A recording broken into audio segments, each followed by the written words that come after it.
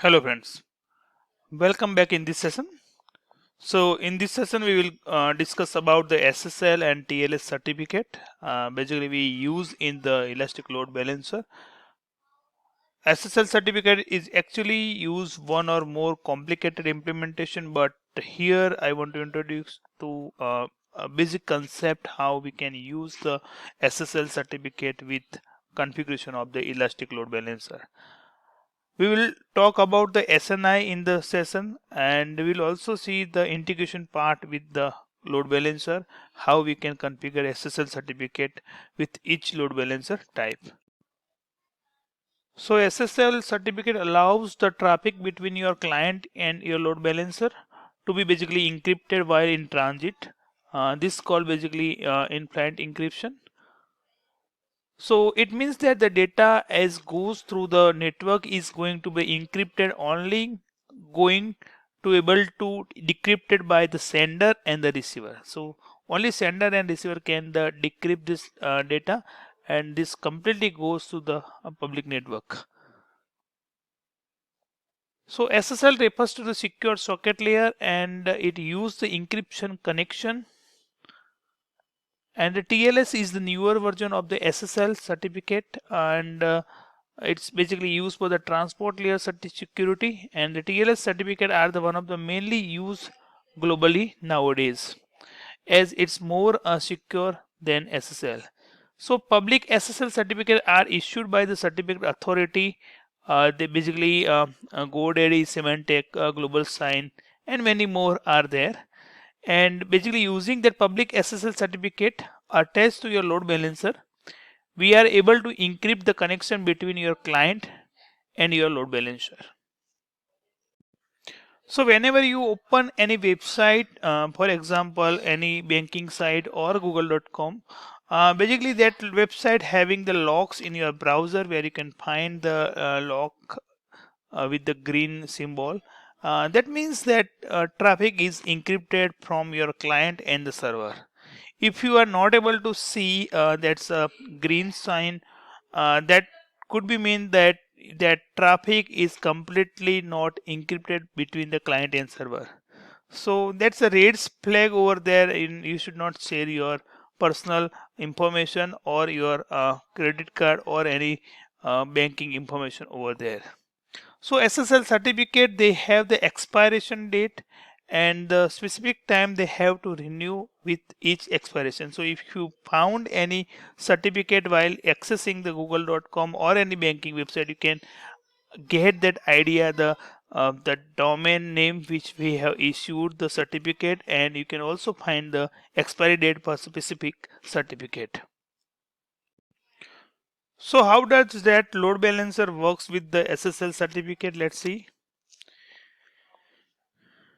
So user connect over the HTTPS, and because that use the SSL certificate and it's encrypted, basically it's a secure connection and connected over the public internet, and this completely goes to your end user and your server. So connection goes to the public network, and where you have to make sure that encryption has to happen. So at internally, if you see your load balancer does something called SSL termination. So the request comes to your load balancer, and load balancer handle that request. It's called the SSL termination over there. And in a backend, load balancer talk to your EC2 instance using HTTP method. So it's not encrypted, but the traffic goes over your private VPC. Basically, private VPC is basically your private network, and that's a secure. So the load balancer will load X509 certificate, which call basically SSL and TLS server certificate. And when you set your HTTP listener, you must specify the default certificate over there. Then you can add your optional list for the certificate for the support multiple domains. So if your site or your server having the multiple domains or a subdomain, so you can configure same with the optional certificates.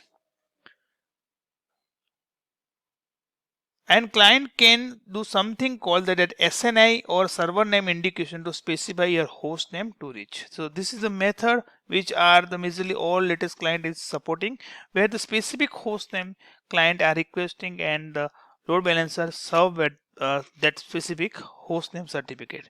So if you see the SNI, so basically it's very important. SNI, that's a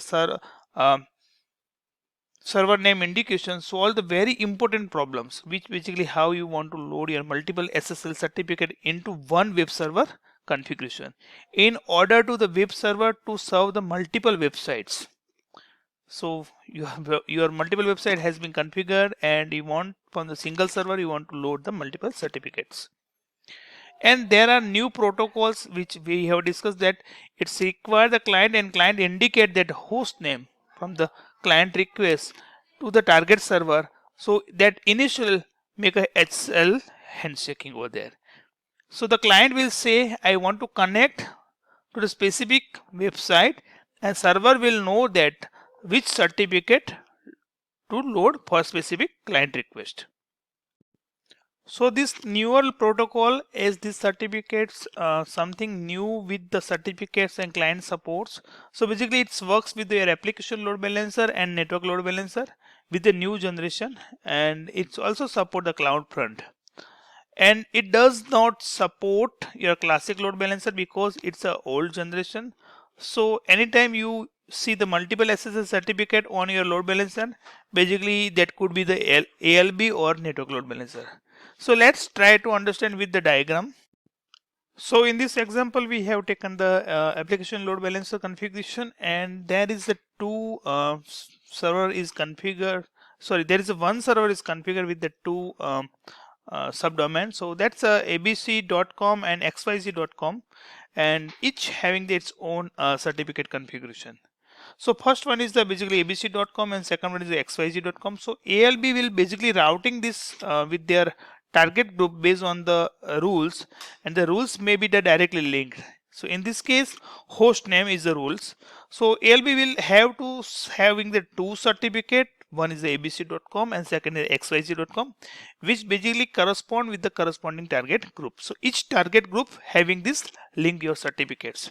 So while you configure your listener, you should configure your certificate along with your listener. So now client connect to your ALB and it says I would like to connect with the abc.com, and that is basically part of the SNI indication. And AB, that's application load balancer, says that I got your request and I can connect with your abc.com. So that time the load balancer will load the right certificate, which is the abc.com. So it's going to make the right SSL certificate encrypt with the traffic.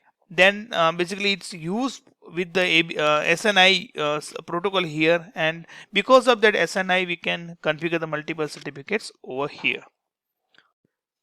So let's see the configuration with the each load balancer.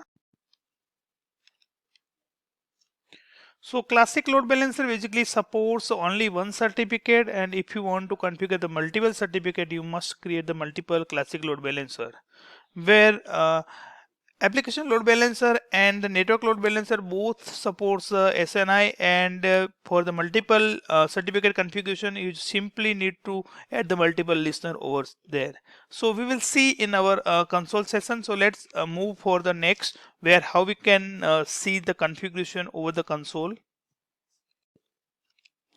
So right now I'm at my console of the load balancer, and here we have configured three load balancer, which are the all three types. So let's move for the classic load balancer, and here if you go in the classic load balancer, you can in a listener you can configure. I'm just making edit here, and here you can add the HTTPS, and while you add the HTTPS, it will ask for the cipher configuration. So you can change your cipher configuration based on need. This is a predefined security policy, and if you want to change your policy, you can change from here. And the certification portion. So post cipher config, there is a certificate there, and here you can choose your certificate from the Amazon certificate manager, you can create here and you can manage. If you have your own certificate, you can upload your own certificate over here. So this is the way you can configure, but you cannot create the multiple certificate here. You can only support the single certificate. So let's move further and let's see the application load balancer. So in application load balancer, you can create the multiple listener. So here one listener is already configured, but if you see the add new listener, so here you will ask for the HTTPS protocol. So once you add the HTTPS protocol, let's see the forward and let's pass our target group. And this is security policy. And here you will pass the default SSL certificate, which SSL certificate you want to use. So here there is a three option, the same as you can use the SCM from IAM and import. If you need import from your own, you can import. If you have created the AWS certificate manager certificates, you can use the same also. Let's move back and let's see the network load balancer. So in network load balancer, same as the listener, you can create the multiple listeners, and same as you can create here the TLS. So this is a transport layer security, and here you can configure the multiple policies. Action is forward, and here we'll choose the network load balancer target group. Certificate the same as you can choose from the SCM, that's a Amazon certificate manager. You want to take from the IAM, also you can import if you have created your own. So this way you can configure with the multiple load balancer, multiple listener with the application load balancer and network load balancer. While classic load balancer, you have to create the multiple classic load balancer. You cannot create the multiple listener over the classic load balancer. So let's see how SNI is overall looks like. SNI helps to load the multiple SSL certificate in the one server. It's basically a newer protocol required the client and indicate the host name on the target server to make the initial health check. Same basically it will request for a specific server, and server will give the answer for specific certificate with the specific request server. SNI works for the application load balancer and network load balancer, and it's not works with the classic load balancer. So this is all about the SSL certificate, how it works with the load balancer. In next session we will see some more facts about the load balancer.